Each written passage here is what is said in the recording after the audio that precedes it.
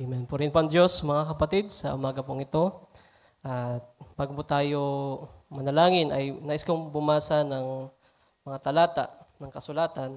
Psalm chapter 42, verse 1 hanggang verse 2. Sabi po dito, "As the heart panted after the water brooks, so panted my soul after thee, O God. My soul thirsted for God, for the living God. When shall I come and appear before God?" At sa John chapter 4, verse 13 to 14,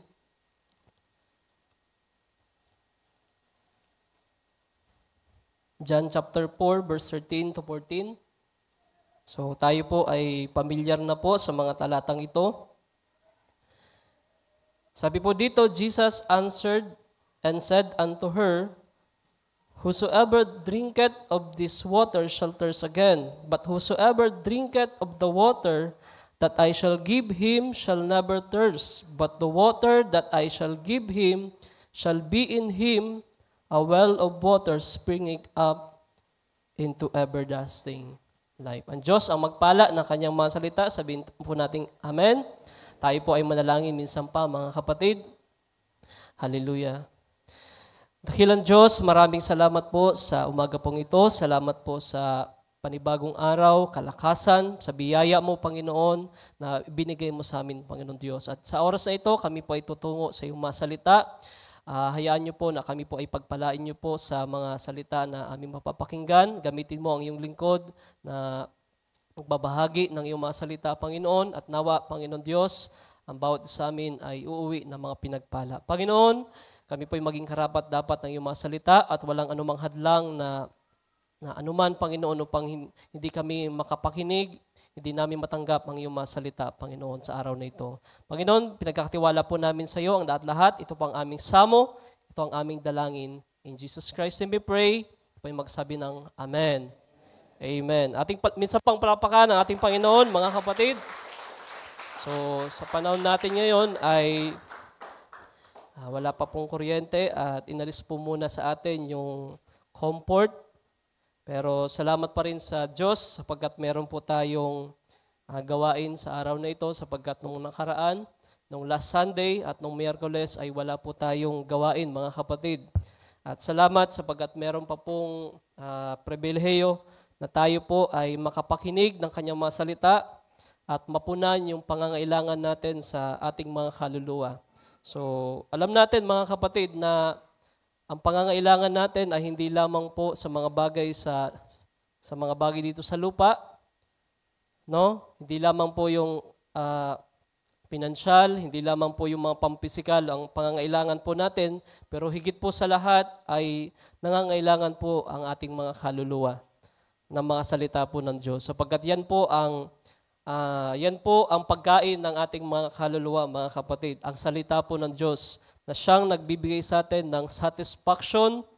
Yan po ang nagbibigay ng kabusugan sa atin, mga kapatid. So, sa araw na ito, mga kapatid, ay nais ko po na pamagatan. Kunin ko na lang din yung pamagat ni Brother Branham, yung thirst, mga kapatid. Ang pamagat po ay thirst at ito po ay ipinangusap na, ipinangaral na ng maraming beses ng ating kapatid, Brother Chad, kung di pa ako nakakalimot yung about sa Holy Thirst. At kay Brother Ryan, at marami pang pagkakataon, mga kapatid, na ito po ay nabanggit. At kagaya po nung bago po nagkaroon ng bagyo, ay sadya lamang po tayong makakalimutin, mga kapatid. Kumbaga ito po ay pagpapaalala na lang po sa atin, mga kapatid. At sana ay tayo po ay pagpalain ng kanyang mga salita, mga kapatid. At nais kong bumasa ng isang talata pa sa Amos chapter 8, verse 12.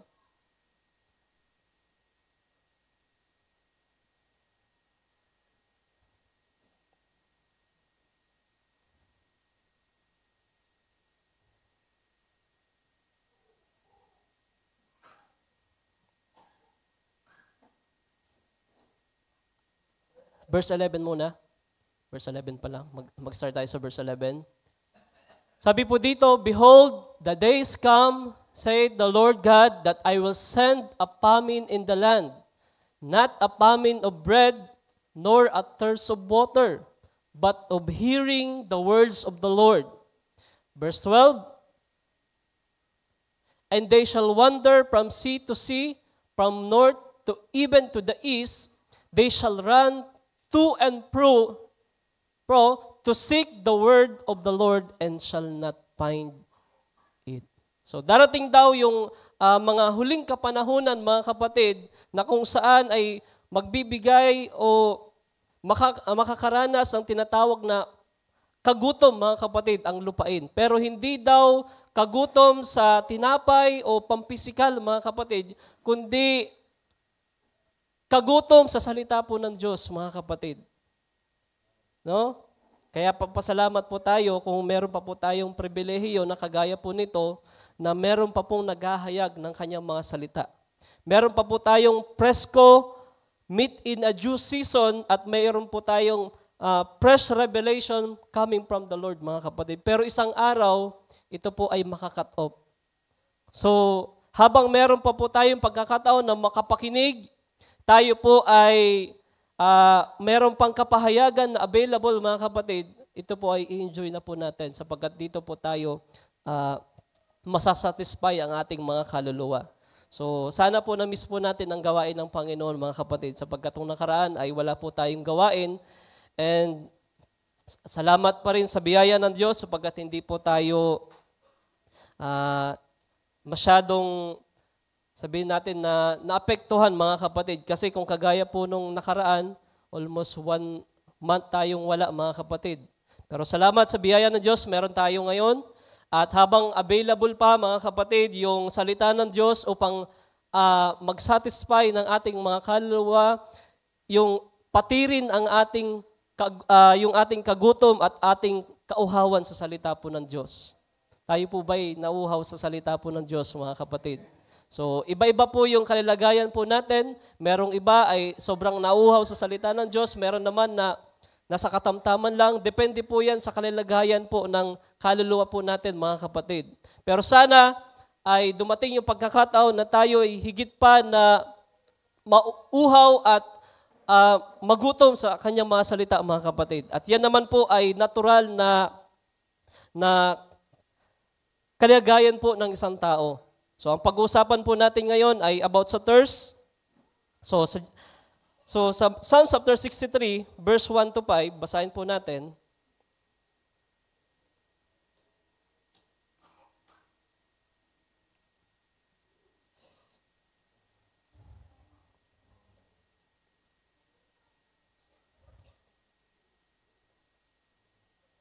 Sabi po dito, a Psalm of David, when he was in the wilderness of Judah, O God, thou art my God, early will I seek thee, my soul thirsteth for thee, my flesh longeth for thee in a dry and thirsty land, where no water is, to see thy power and thy glory.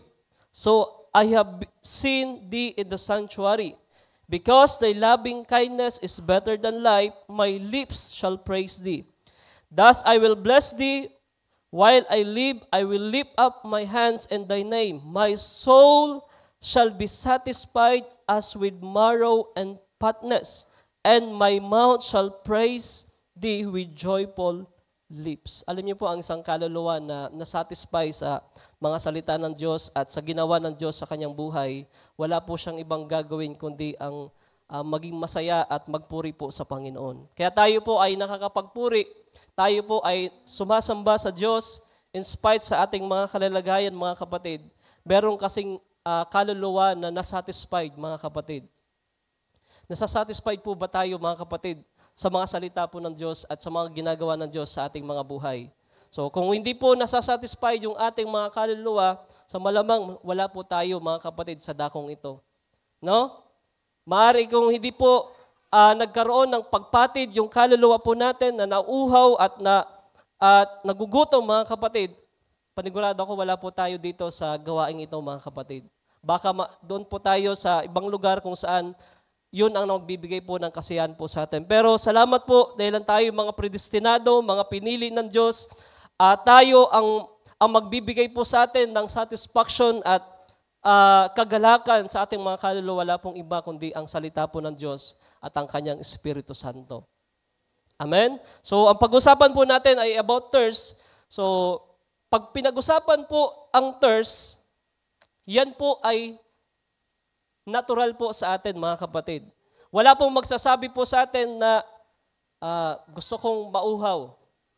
Iyan po ay voluntary na nagaganap po sa isang tao. Sa physical, mga kapatid, halimbawa ako, pag pinag-usapan ng thirst, ito po ay natural, mga kapatid. Ito po ay signal or warning na tayo ay kinakailangan na uminom ng tubig. Diba? Lahat po tayo ay nauhaw, mga kapatid, sa tubig at tayo po ay nagugutom. Meron po ba dito na hindi nauhaw, mga kapatid? Meron po ba dito na hindi nagugutom? Physically, yan po ay natural na nararanasan po natin. Yan po ay nagaganap po sa atin. So, kung merong pong kagutom at merong kauhawan sa ating mga kaluluwa, gayon din naman po, mga kapatid, sa ating mga spiritual, sa ating mga kaluluwa. Kung merong kauhawan o kagutom na nagaganap po sa physical, meron din pong nagaganap po sa ating mga kaluluwa. Meron po bang nauhaw dito meron po bang pagkauhaw at pagkagutom sa ating mga kaluluwa, mga kapatid? No, mamaya itingnan pa natin 'yan.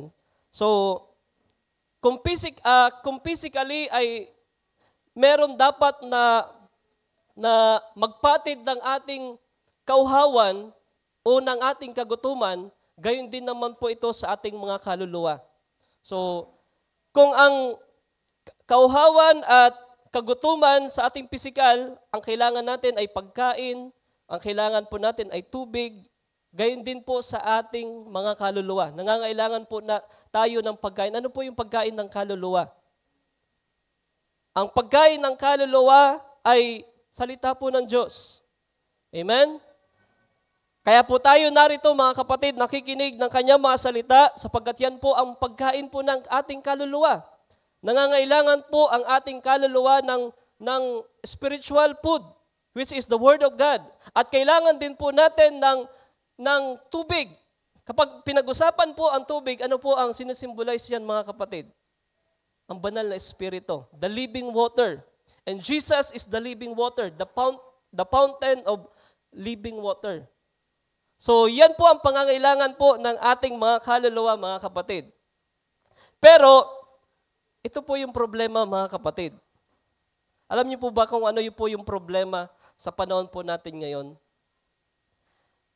Kung ang physical ay nangangailangan po ng tubig at ng pagkain, napakatuso rin po ng kaaway.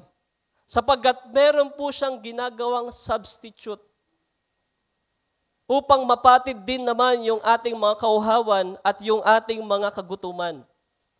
Ano po ba yung ibig sabihin ko? Halimbawa, mga kapatid, sa ating physical, ay ito po ay nangangailangan ng tinatawag na tubig. Pero sa panahon natin ngayon, ano po yung substitute ng tubig ngayon? Di ba? Soft drinks, mga kapatid. Ang sarap po kasi ng soft drinks. Nabanggit pa po yan ni Brother Branham, yung carbonated drinks. Meron ng Coke sa panahon ni Brother Branham. At hanggang ngayon ay meron pa rin, mga kapatid. Merong Sting, merong Cobra, at kung ano-ano pang mga ginawa ng tao, mga kapatid, upang masatisfy din yung kauhawan ng ating mga lalamunan, ng ating pampisikal. So, meron pong substitute na ginawa ang kaaway.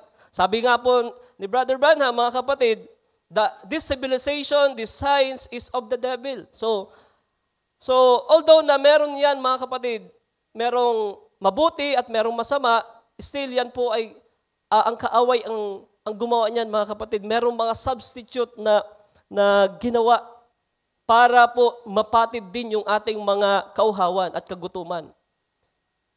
Pagdating po sa pagkain, imbis po na fresh na gulay, imbis na ang kainin po natin ay mga preskong mga nandyan sa tanim, mga kapatid, ano po yung ginagawa ng tao ngayon? Frozen foods. Tama po ba, mga kapatid? Meron dyang hotdog, merong tocino, hindi ko po sinasabi na Ano yan, mga kapatid? Pero nandito na po kasi tayo sa generation na ganito, mga kapatid, at wala na po tayong magagawa. At yan po yung mga substitute sa pangpatid ng ating mga kagutuman at ating mga kauhawan. Na dapat po sana, ang pinakapangunahin lang po natin na pagkain ay tubig at yung pagkain na natural. Pero nag-substitute din po ang kaaway. Nag-create po siya ng mga substitute upang mapatid din po ang ating mga kauhawan at kagutuman, mga kapatid. Pero ang nagiging epekto naman po nito ay masama po sa atin. Kaya nga po naging maikli na po yung buhay po natin ngayon. Kung yung dati sa panahon ni Abraham, umaabot pa po ng 150, umaabot pa ng 100, ngayon napakahirap po. Pag 70 years old ka na, napakahirap ng umabot doon, mga kapatid. Di ba? Dahil lang po sa mga substitute, sa mga chemicals na inilagay doon sa mga pagkain at sa mga tubig. Kahit po yung tubig ngayon, di ba? Hindi na po natin masabi na talagang natural yan. Pero ganun din po, mga kapatid, sa tinatawag na spiritual. Kung merong pong substitute sa pampisikal, meron din pong substitute sa pang-spiritual, mga kapatid. Na meron din po na magpapatid ng ating kauhawan sa ating mga kaluluwa at yung kagutuman ng ating mga kaluluwa. So ano po ba yung mga bagay na substitute ng kaaway, ginawang substitute upang magpatid sa ating mga kaluluwa, mga kapatid? Marami pong ginawa ang kaaway upang malilang ang tao. Na dapat po sana ang magbibigay lamang po ng satisfaction at magbibigay ng pagpatid ng ating mga kagutuman ay ang kanyang mga salita at ang kanyang mga gawa sa ating ang gawa ng Diyos sa atin ay meron na tayong ibang nagsasatisfy ng ating mga kaluluwa. So, sana po ay nakukuha nyo ang mga bagay na yan, mga kapatid. Sana ay nagkakaunawaan tayo sa araw na ito. So, meron pong ginagawang substitute po ang kaaway, mga kapatid. Upang maibsan lamang po yung kagutuman natin at saka yung thirstness sa ating mga puso. Na dahilan dito, minsan, parang napatid naman yung ating mga kauhawan o kagutuman sa ating mga kaluluwa, pero kulang pa rin, mga kapatid. Ano po ba yung ibig kong sabihin? Halimbawa na lang, mga kapatid, pagdating sa relihiyon o sa pananambahan, ano po yung ginawang substitute ng kaaway? Meron pong tinatawag na true religion at meron din pong tinatawag na man-made religion. Ang true religion, mga kapatid, sana nandito na tayo at I believe nandito na tayo, mga kapatid. Nandito po ba tayo sa true religion, mga kapatid? Di ba? Nasa pure word of God na tayo. Pinapaniwalaan natin yung pure word of God, walang halo, walang kulang, mga kapatid. Pag sinabi ng salita ng Diyos na ito ang dapat, walang babae sa likuran ng pulpito na mangangaral, yun tayo, mga kapatid. Yun ang pinapaniwalaan natin. Yun ang sinasampalatayanan natin. Pero dito po sa man-made religion naman, mga kapatid, meron pong tinatawag na ginagawa silang dogma at yung credo. Yung mga pagbawas at pagdagdag sa salita po ng Diyos. No? Ano po ba yung ibig sabihin ko, mga kapatid? Sa panahon po natin ngayon ay imbis na nakasalalay sa pagsunod sa salita po ng Diyos, kung ano yung sinasabi ng kanyang mga salita, ang tao at ang mga reliyon sa panahon natin ngayon ay nagdadagdag at nagbabawas ng mga salita po ng Diyos. Na kung saan magpipit yung kagustuhan nila at magiging malaya yung tao. Halimbawa na lang, mga kapatid, sa pananamit. Ang salita po ng Diyos sinasabi na dapat ang babae ay mayroong modesty at meron pong mainam na pananamit, mga kapatid. Pero kapag ikaw ay nasa ibang Sa man-made religion, ano po ba yung sinasabi kong man-made religion? Ibig sabihin, mga kapatid, hindi na ang Diyos ang nangunguna sa kanila, kundi yung sistema na at yung organization na. Halimbawa, Methodist, Baptist. Dati po tama sila, mga kapatid. But the problem is, mga kapatid, they are stagnated at naging man-made religion na lang sila. Naging organized na sila hanggang sa wala nang nangungunang banal na espiritu sa kanila. Ang nangunguna sa kanila ay ang mga leader na lang, mga kapatid. Kasi wala pong kwenta ang ating pananambahan at walang kwenta yung gawain natin kung ang nangunguna lang sa atin ay si Pastor Ryan at ang mga elders, mga kapatid. Tama po ba? Pero salamat sa Diyos sapagkat nandito tayo sapagkat ang Diyos ang nangunguna po sa atin. Ang banal na espiritu ang nangunguna po sa atin, kaya po tayo po ay narito. At ang man-made religion, mga kapatid, ay ganun nga, mga kapatid, na ang nangunguna sa kanila ay hindi na ang banal na espiritu, kundi ang tao na mismo, mga kapatid. So, pag pinag-usapan natin, balikan natin yung clothings. Dito sa true religion, mga kapatid, ay merong modesty. Pero pagdating sa Baptist, Methodist at sa ibang mga kasimbahanan, malaya, mga kapatid, kahit anong isuot mo. Sa atin, walang makeup. Sa kanila ay okay lang ang makeup, mga kapatid. Diba? So, nawawala yung tinatawag na kabanalan, mga kapatid. So, sapagkat sila po ay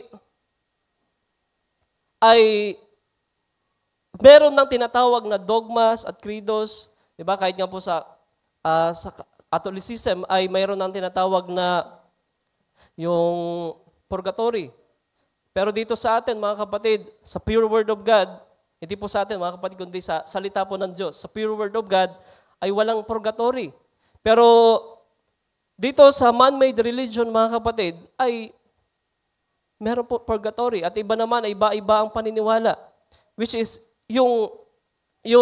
ito ay sa tao na lamang, mga kapatid. Hindi na po ayon sa kapahayagan at sa salita po ng Diyos, mga kapatid. So, pag pinag-usapan yung magbibigay ng satisfaction sa ating mga kaluluwa, mga kapatid, ang pinakamainam na magbibigay sa atin ng satisfaction, walang iba kundi yung pure word of God. Walang halo. Amen? Yung pure word of God, mga kapatid, kung saan ito'y magbibigay sa atin ng eternal life at magbibigay sa atin ng tunay na kagalakan sa ating mga puso. Pero kapag man-made religion, mga kapatid, di ba?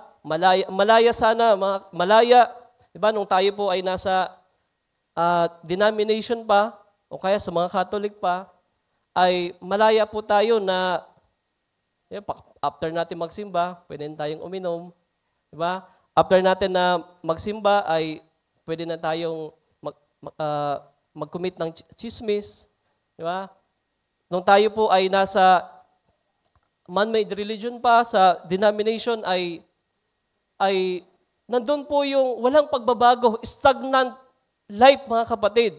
Pero dito po sa pure word of God, dito sa true religion, mga kapatid, ay tunay na ang sinusunod dito ay mismong salita po ng Diyos, mga kapatid, walang halo at walang dagdag sa kanyang mga salita. Kaya sana na-appreciate po natin, mga kapatid, yung salita po ng Diyos, yung pure word of God, mga kapatid.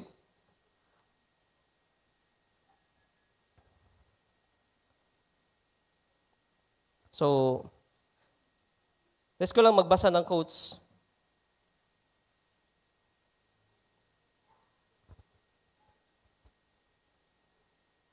Bibilisan ko lang, mga kapatid, upang sa ganon ay matapos po natin.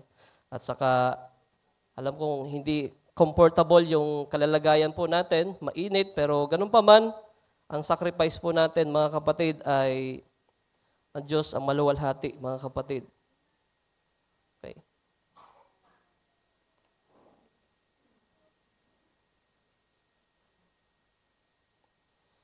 Sa pangaral niya pong thirst, Sa paragraph 101,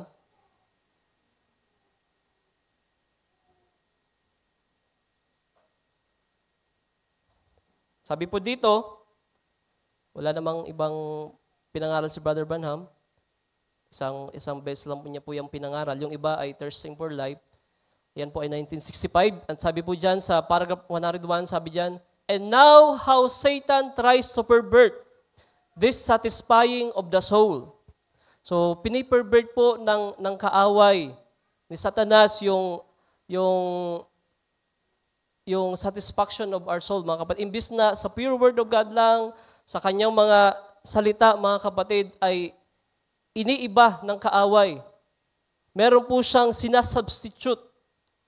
Kagaya po ng sinasabi ko, pag physical, imbis na pure water lang, natural water, di ba, nag-create ang tao ng tinatawag na carbonated drinks, C2, kung ano-ano pang mga drinks, mga kapatid. Ganun din po sa pang-spiritual, sa satisfaction ng ating mga kaluluwa. Imbis na pure word of God lang, meron ng paghahalo ng mga salita at meron ng mga ginawa ang tao na pang-substitute para lang po maibsan yung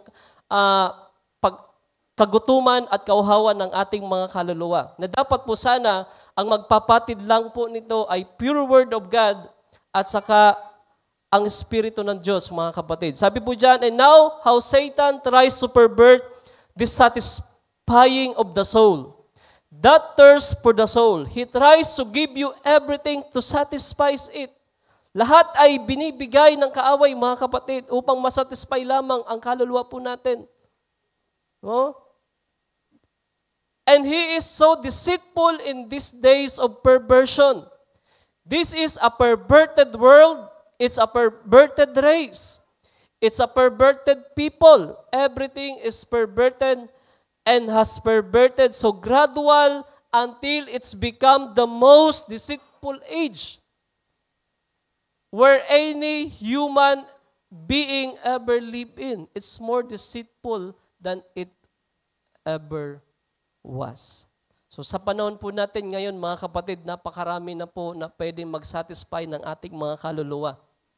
Kung hindi po tayo magiging mapanuri at magiging mapagbantay, ang dami na pong ino-offer ng kaaway sa ating mga kaluluwa para lang po hindi na natin mabigyang halaga yung salita po ng Diyos at mabigyan ng panahon ang salita po ng Diyos. No? Lahat ng ginawa ng kaaway upang ma-entertain ang tao ay nariyan na. Diba? Pag pinag-usapan yung entertainment, diba kasi tayong mga tao ay naboboring, mga kapatid, masyado tayong mabuboringin. Diba? At natural po yan na naranasan po ng tao at gumagawa ang kaaway ng paraan upang maibsan yung kagustuhan ng kaluluwa, mga kapatid. Kaya nga nag-create siya ng Hollywood, nag-create siya ng mga artista, nag-create ang kaaway ng anumang entertainment. Even in the church, mga kapatid, ay merong entertainment. Isipin nyo, mga kapatid, kung dito po sa church, ang hinahanap natin ay entertainment, edi sana meron po tayong, dito po sa gitna, merong bola at merong kumikislap-kislap. Naalala ko po, nung kami po ay nasa denomination pa, ay sila Ate Cheryl at si Ate Alili ata, dancer ata yan doon eh. Naggaganyan-ganyan. So it's entertainment, mga kapatid. Nung dati po ay merong Christmas party. Pero tayo, mga kapatid, wala tayong Christmas party. Masaya pa rin po ba kayo, mga kapatid, kahit walang Christmas party dito? No? Nasasatisfy pa rin po ba ang ating mga puso na ang ating pinagsasaluhan ay pure word of God? Walang Christmas party. Pero meron naman po tayo, mga kapatid, na camp meeting. Di ba? Pero inaayos lang po natin, mga kapatid. Merong camp meeting, doon tayo nag-enjoy, nagpe-fellowship. Pero hindi ayon sa sanlibutan, mga kapatid. Pwede naman po tayong mag-basketball, pwede naman tayong mag-badminton, pwede naman po tayong mag-sports, mga kapatid, upang ma-enjoy po natin. Pero hindi na tayo makikisaya doon sa mga bagay pa sa sanlibutan na hindi naman natin ma-enjoy yung fellowship, mga kapatid. So, ganun po ang kaaway, mga kapatid. Lagi po niyang naglalagay po siya ng substitute upang sa ganun ay hindi na natin mapansin yung salita po ng Diyos. Naglalagay po siya ng substitute upang sa ganon ay mawala yung focus po natin sa pure Word of God. Diba? Kaya pasalamat po tayo mga kapatid. Wala pong entertainment po dito at politics. No? Kasi kung may politics dito mga kapatid, every election mga kapatid, meron po tayong patatayuin dito na isang politiko, mayor, barangay officials, at kung sino-sino pa, pwedeng patayuin. Pero hindi tayo doon mga kapatid. Ang church ay separated from the politics. Kasi ang politics mga kapatid, ay hindi ayon sa salita po ng Diyos, mga kapatid. Hindi yan ayon sa gobyerno ng Diyos. Pero, sabi ni Apostol Pablo, tayo po ay nagpapasakop pa rin. Pero sila nang bahala doon. Kaya nga po sa panahon natin ngayon, kapag hindi po tayo nakikisama sa mga politics, isipin nyo mga kapatid, kung si Brother Richard naging kapitan nyo dito sa Barangay La Purisima. No? Parang ang hirap nun mga kapatid. Paano siya... meron nga po sa panahon natin ngayon, merong congressman na pastor pala. At ngayon ay binabash ng tao. Kasi nga, pastor ka pala, kurakot ka. So, dapat ang politics at yung church ay magkahiwalay yun, mga kapatid. Hindi pwede na ihalo yan doon sa true religion, mga kapatid, sa pure and unadulterated Word of God. Kasi po, nung pumasok ang politics sa church, sa Ephesian Church Age pa lang, doon na nagkaroon ng tinatawag na Dark Ages, mga kapatid. Nagpatuloy yung tinatawag na pagkawala ng iglesia ng Panginoon. Pero salamat dahil lang tayo po ay ibinangon muli sa huling kapanahunan ito. Kaya, salamat sa Diyos, mga kapatid, wala pong politics dito, walang entertainment na magsasatisfy po ng ating mga kaluluwa. Ang nagbibigay sa atin po ng satisfaction ay yung mismong pure Word of God, mga kapatid. Yung walang halo at walang dagdag na mga salita po ng Diyos. Nag-i-enjoy tayo, mga kapatid, ayon sa salita po ng Diyos. Sa fresh, mga kapatid, living water. Amen. So, magbasa pa tayo ng mga quotes.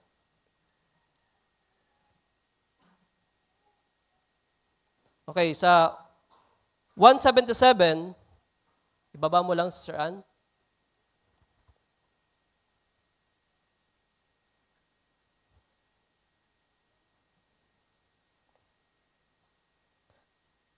Ay siguro sa 112. Paragraph 112.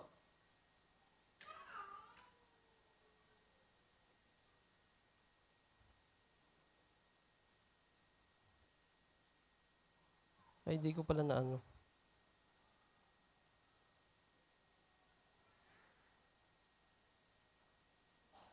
Okay, sabi po dyan, he won't be satisfied with creed. You will never pull a creed through that Bible. So, pag sinabing creed, mga kapatid, mga katuruan, mga ginawa ng tao, mga kapatid, na hindi ayon sa salita po ng Diyos. Ba, nandiyon yung purgatory, nandiyon yung mga samot-saring mga tradisyon ng tao, mga kapatid, na hindi naman ayon sa salita po ng Diyos. So, hindi po tayo masasatisfy sa bagay na yan. Ang magsasatisfy po ng ating mga kaluluwa, yung pure Word of God. Sabi po dyan, you will never pull a creed through the Bible. No, there is not even the Apostles' Creed, so-called. Will never come through that there. Show me in the Bible where the Apostles' Creed says, I believe in the Roman Catholic Church, I believe in the communion of the saints, when the Bible said there is one mediator between God and man, and that's the man Christ Jesus. You will never pull that through the Bible. So, baba, 113. You will never pull all these dances and shorts and things that the people are doing today, these twists and watusis and all these things through God's Word. You'll never pull this modern trend of civilization through the Bible. It's against it. See? And you try to satisfy the thirst. But you see, the Bible will only satisfy a righteous man or woman's taste. This Holy Spirit they would laugh at and said, "You've gone out of your mind." But that satisfies that longing. That's something that the world knows nothing about. They have perverted themselves from the true baptism of the Spirit and the Word of God. So wala pong ibang magsasatisfy po sa atin, mga kapatid, kundi yung real and genuine Holy Spirit.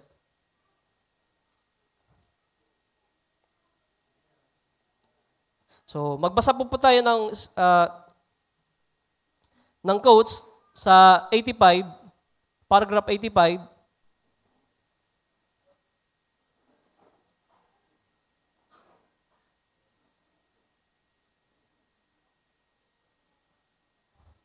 Tayo po ay magpatuloy. God bless you sa Brother Calvin and to your wife. You're welcome in the HGW, House of God's Word Ministry. Mari po ba nating palapakan ang ating Panginoon? They are from the Japan. So hindi pa ako I cannot speak in English fluently, mga kapatid. But hindi ko siguro itatry. Sorry, brother. I will speak in our language. But I will try to read the Bible in English and also in the quotes of Brother Branham, so you can still understand. Our topic today is about thirst. And so let's proceed, mga kapatid.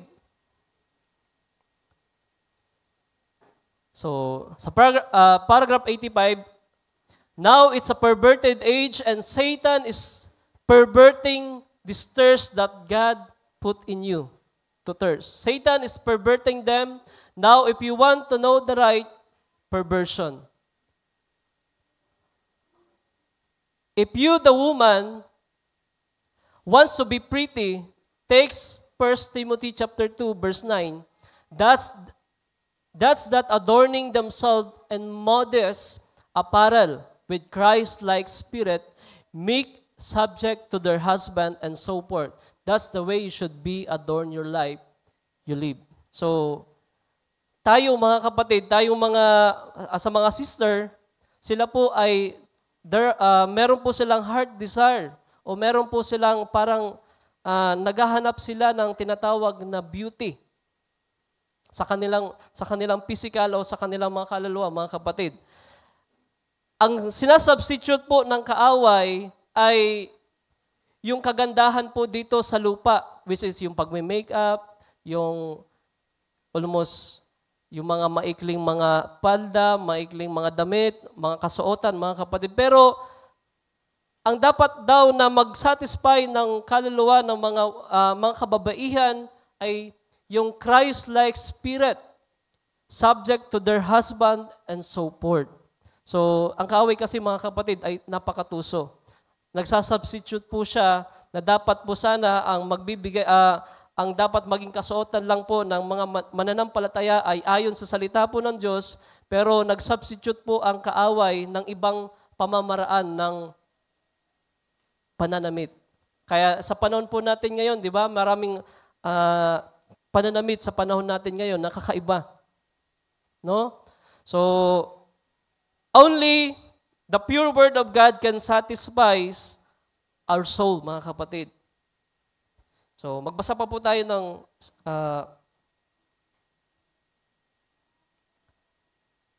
mga quotes. Doon sa 112,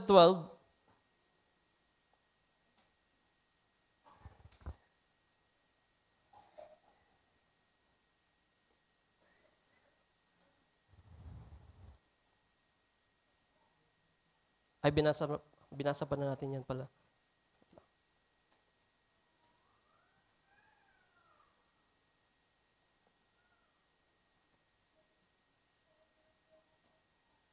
Okay, Jeremiah chapter 2, verse 13, iba pala yung ibang topic pala yon, sa broken cisterns. So sa Jeremiah chapter 2, verse 13,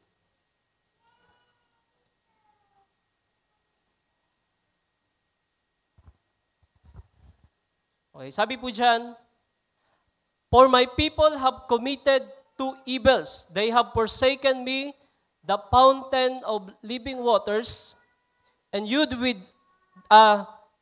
them out cisterns, broken cisterns that can hold no waters. So, sa Tagalog nga, Sir Ann? Sapagkat ang bayan ko ay nagkamit ng dalawang kasamaan, ang kanilang iniwan ako ng nabukal na buhay ng tubig at nagsigawa sa ganang kanila ng mga balon, ng mga sirang balon na hindi malalamnan ng tubig. So, may dalawang evil things daw po ang ginawa ang bayan ng Israel. Ang sabi po dyan ni Prophet Jeremiah, iniwan po nila yung fountains of living waters. They forsaken the fountains of living waters. At sila po ay gumawa ng tinatawag na cisterns. Ano po ba yung cisterns, mga kapatid? Ba yung mga storage na mga sila po ay naghuhukay sa lupa at doon po nila naiimbak yung mga tubig. Kapag magkaroon ng ulan, ay naiimbak po doon sa tinatawag na cisterns.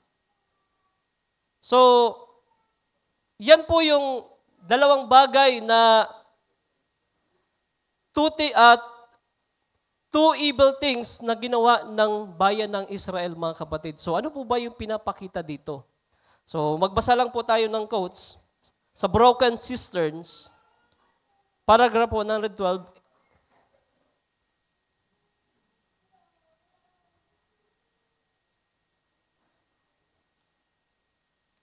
Dapat po, mga kapatid, ang nagsasatisfy lamang po ng ating mga kaluluwa ay galing po sa fresh, sa natural fountain living waters. Pero ang problema, mga kapatid, ng bayan ng Israel, iniwan po nila, mga kapatid, yung bagay na yan. Sabi dyan, it was standing here in the fountain filled with the blood that day, standing there in the temple, time of storm. Hindi yan ata, Saan? Broken Cisterns, 1965. Paragraph 112. The beginning is, now I want you to notice the difference between a cistern and a fountain living water.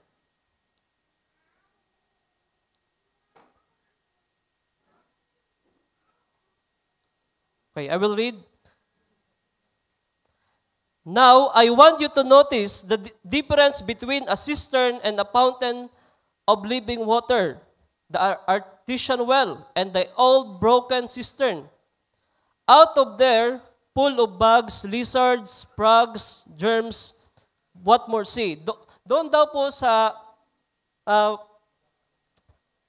artesian well o sa tinatawag na fountain living water, mga kapatid, yun po ay presko. Pero doon po sa cistern, ay yung mga iniimbak na tubig, mga storage tank, ay pinapamahayan ito ng mga lizards, pinapamahayan ito ng mga palaka. So, ganun po ang cistern, mga kapatid, kapag hindi po ito na naisaayos, yung cistern na ito ay pamumuhayan ito ng mga samot-saring mga insekto at ng mga germs, mga kapatid. Hindi kagaya doon sa bukal, mga kapatid, ay preskong presko. Di ba nakakita na po ba kayo ng bukal, mga kapatid? Di ba napakasarap ng tubig? Pero kapag sa mga cistern, sa mga iniimbakan, mga storage tank, ay makikita mo na merong iba nang tumitira. Di ba? Meron ng amoy at meron ng mga insekto, mga kapatid. Hindi na presko. Sabi po dito, sa 113,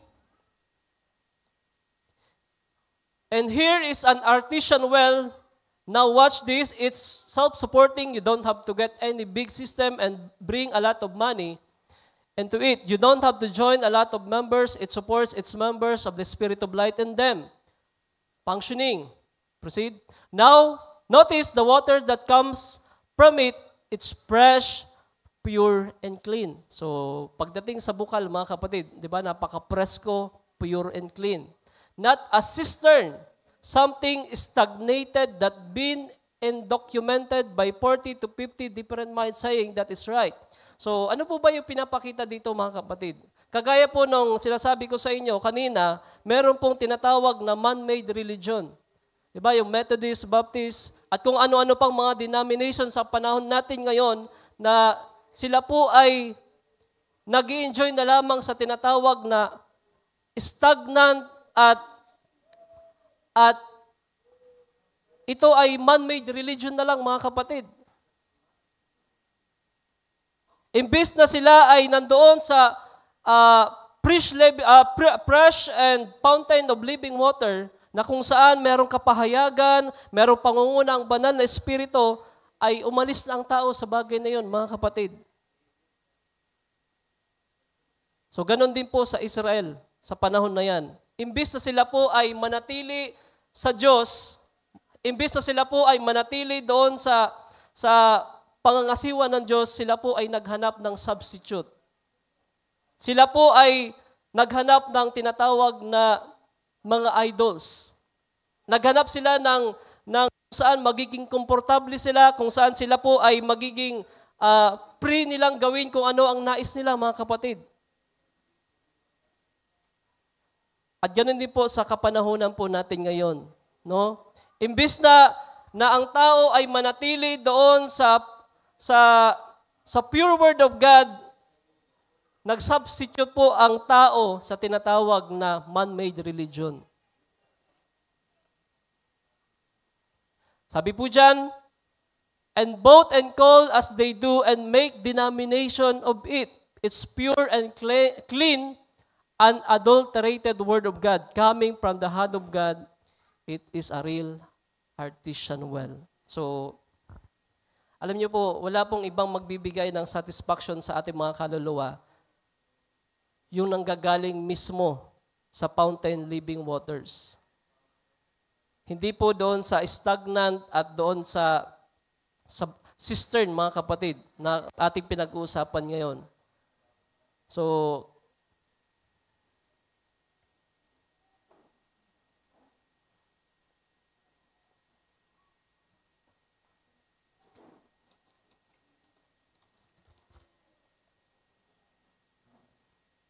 John chapter 4, verse 13 to 14.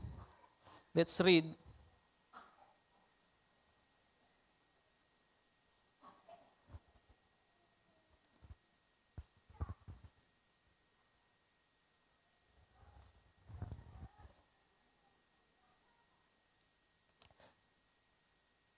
Jesus answered, said unto her, whatsoever drinketh of this water shall thirst again. So, ito po yung tagpo ng Samaritan woman, mga kapatid, na katagpo niya ang ating Panginoon. So, kinakausap ng Panginoon ang Samaritan woman ito patungkol sa balon ni Jacob at yung patungkol sa pagkauhaw.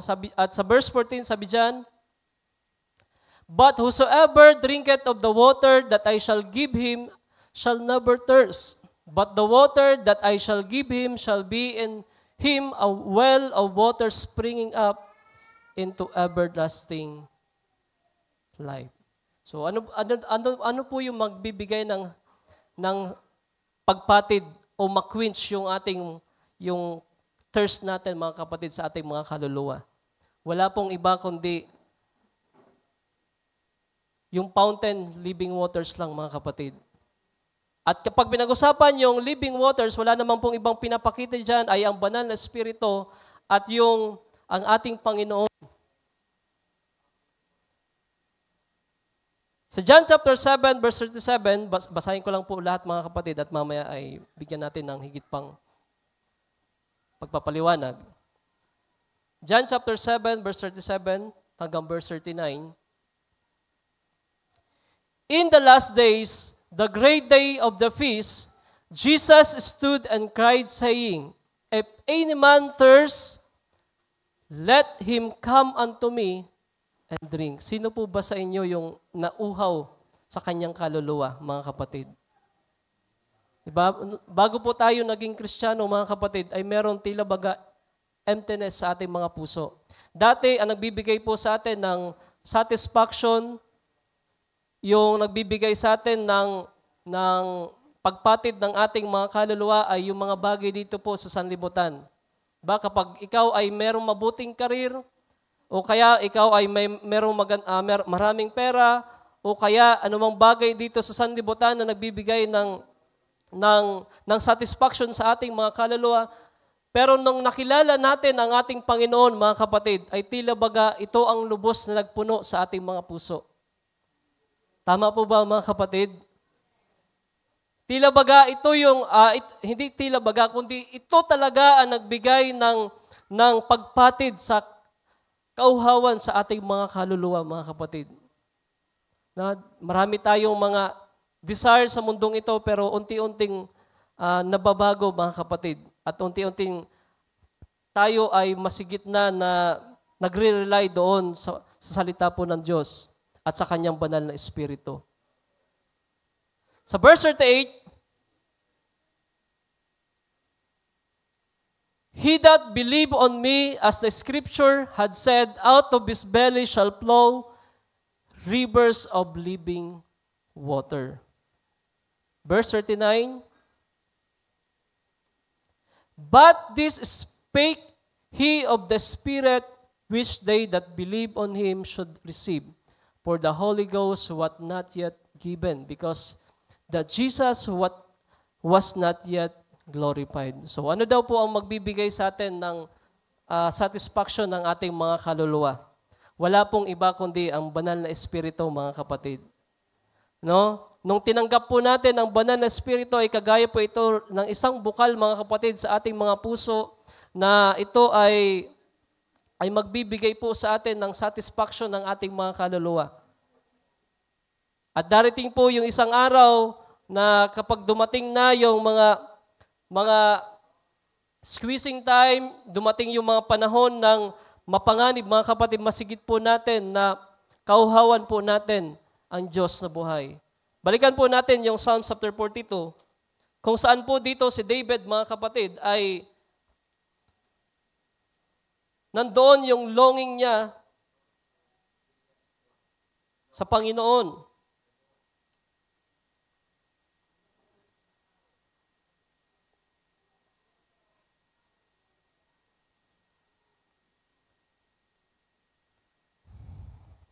Basahin ko po ito sa ISB. As an antelope pants for streams of water, so my soul pants for you, God. My soul thirsts for God, for the living God. When may I come and appear in God's presence? So, tayo po ba ay merong longing at merong kauhawan sa ating mga kaluluwa, mga kapatid? So, may iba-iba yung karanasan po natin, iba-iba po yung kalalagayan po natin. May panahon na tayo po ay higit po na nakakaranas ng kauhawan. Meron namang panahon na katamtaman lang. Diba?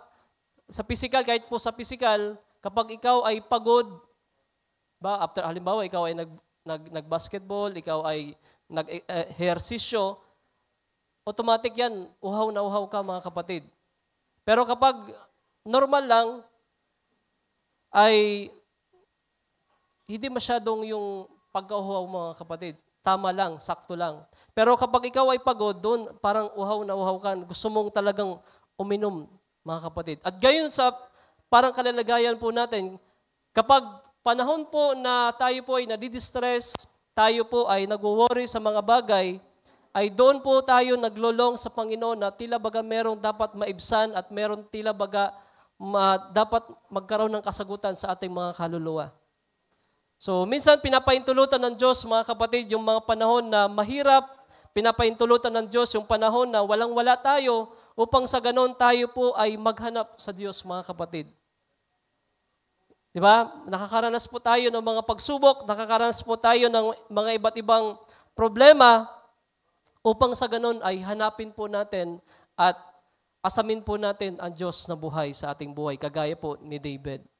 Merong panahon po na ganyan po tayo, mga kapatid, na masigit po nating hinahanap ang Diyos sa ating mga buhay. Na hindi po magbibigay ng satisfaction yung mga bagay sa sanlibutan. Na hindi magbibigay ng kasagutan yung mga bagay sa sanlibutan. So I-recap ko lang mga kapatid, yung mga pinag-usapan po natin is about thirst. So, kagaya po ng sinasabi ko, na ang thirst ay ito po ay natural na bagay na nangyayari po sa atin. Merong thirst sa ating physical, nais natin ng tubig, nais natin ng pagkain, mga kapatid, nagugutom tayo, pero sa ating mga kaluluwa ay meron din pong tinatawag na thirstness, mga kapatid, na dapat yan po ay mapatid. Yung kagutuman ng ating mga kaluluwa. So last quotes na lang.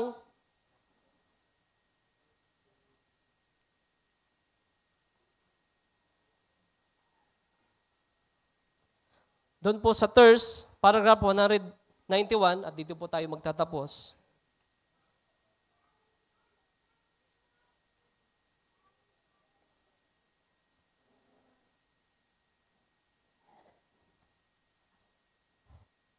So sabi dyan, so if you neglect to feed the Holy Spirit, the Word of God, Jesus said, every word shall be by the Holy Spirit. And listen now, if you try to feed it the wrong thing, if it's the genuine Holy Spirit in you, it know the difference. So dapat hindi daw po natin na nineglect at yung pag-feed ng ating mga pang-spiritual, mga kapatid. Kinakailangan na mapid ito ng mapid ang ating mga kaluluwa upang sa ganon ay tayo ay lumakas at ito'y pangangailangan po natin. Kasi kapag tayo po ay kumakain at umiinom, di ba, lumalakas tayo mga kapatid.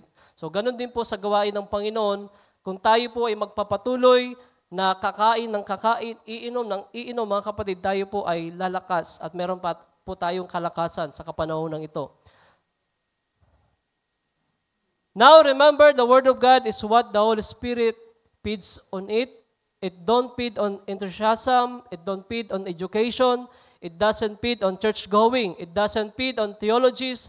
There's a lot of difference between an inspired something and a theological standpoint of it. So hindi po tayo masasatisfy mga kapatid sa stagnated na mga kapahayagan na galing po sa denomination. Iba yung paulit-ulit na lamang na mga pangangaral na hindi inspired at hindi ayon sa salita po ng Diyos, mga kapatid. Ang magbibigay po ng tunay na satisfaction sa ating mga kaluluwa, walang iba kundi yung pure word of God, mga kapatid. Walang halo, walang dagdag na mga salita po ng Diyos. At hindi ang mga bagay sa sanlibutan ang magbibigay po sa atin, pero magbibigay ng mga satisfaction ng ating mga kaluluwa. Pero naglalaban po kasi yan, mga kapatid. Naalala niyo po yung sinabi ni Brother Branham na merong black dog at merong white dog. Yung black dog ay kapag ito ay pinapakain din, ay kung ito ang yung pinapakain natin, di ba? Tayo po ay tila baga makasanlibutan. Pero kapag tayo po ay pinapakain natin yung white dog, tayo po ay higit na lumalakas spiritually. Kaya kinakailangan natin na maipid yung spiritual natin, mga kapatid, na ayon sa salita po ng Diyos, ayon sa nais ng Diyos, mga kapatid, hindi yung sticky nature na kapag ito yung manguna sa atin, mga kapatid, alam natin na tayo po ay tila baga makasanlibutan sa panahong ito. Pero salamat sa biyaya ng Diyos, mga kapatid, meron po nagpapaalala po sa atin at higit po tayo na nawa ay mapakain po yung ating mga kaluluwa sa mga bagay na pure word of God at sa salita po ng Diyos, mga kapatid, na tunay po na pangangailangan po natin. Hallelujah. At yun lamang po ang aking may babahagi sa araw na ito. Hindi ko na po abalain pa mga oras. Tayo po ay manalangin, mga kapatid.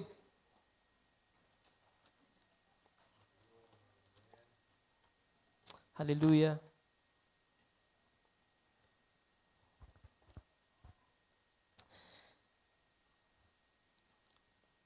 Hallelujah. Salamat, Panginoon Diyos, sa araw na ito. Salamat sa iyong mga salita. Tunay po, Panginoon, ang magbibigay lamang po sa amin ng satisfaction ng aming mga kaluluwa ay kung kami po ay lalapit sa fountain of living waters, kung tatanggapin po namin ang bukal ng buhay, walang iba kundi ikaw, Panginoon, sa amin at Panginoon, salamat sapagkat ito ay available sa aming kapanahunan. Salamat, ito ay nagpapatid ng aming mga kauhawan sa aming mga kaluluwa. At tunay po, Panginoon, na darating po ang isang mga panahon na hindi magkakaroon ng kagutuman, magkakaroon ng thirstness sa iyong mga salita at hindi na ito masusumpungan. Pero salamat, Panginoon, nakasumpong kami ng mensahe, nakasumpong kami, Panginoon, ng salita mo sa panahong ito at tunay na nag-enjoy po kami, Panginoon Diyos. At wag po nawa namin na kami po ay umalis sa bagay na ito. Kagaya po ng ginawa ng Israel, kung saan sila po ay umalis doon sa tunay na pananambahan, umalis sila doon sa fountain living waters at sila po ay gumawa ng panibagong cistern kung saan stagnant. Ito ay pagpapakita ng man-made religion, ito ay pagpapakita ng idolatry, Panginoon. Pero salamat sapagkat kagaya po namin, Panginoon, kami po ay narito ngayon sa tamang relihiyon, narito sa tamang pagpatid ng aming mga kaluluwa kung saan ang fountain living waters ay bumubukal at dito ay available upang kami ito po ay inumin po namin sa panahong ito. Ang kailangan po namin ay ang banal na Espiritu. At salamat, Panginoon, sa pagkatunay na hindi ka bumibigo at lagi ito ay available sa panahon namin ngayon. Maraming salamat po sa araw na ito. Hayaan mo po, Panginoon, na kami po ay higit pa na kauhawan ang iyong mga paggawa, ang iyong mga salita, ang iyong mga kapahayagan sa mga kapanahunan ito habang ito po ay available pa sa aming kapanahunan. Maraming salamat po sa mensahe. Maraming salamat po sa lahat-lahat. Ito po ang aming pagsamo. Ito ang aming pagpapasalamat. In Jesus Christ name we pray. Lahat po ay magsabi ng Amen. Amen. Purihin po ang Panginoon, mga kapatid. Ating palapakan minsan pa ang ating Panginoon. God bless you.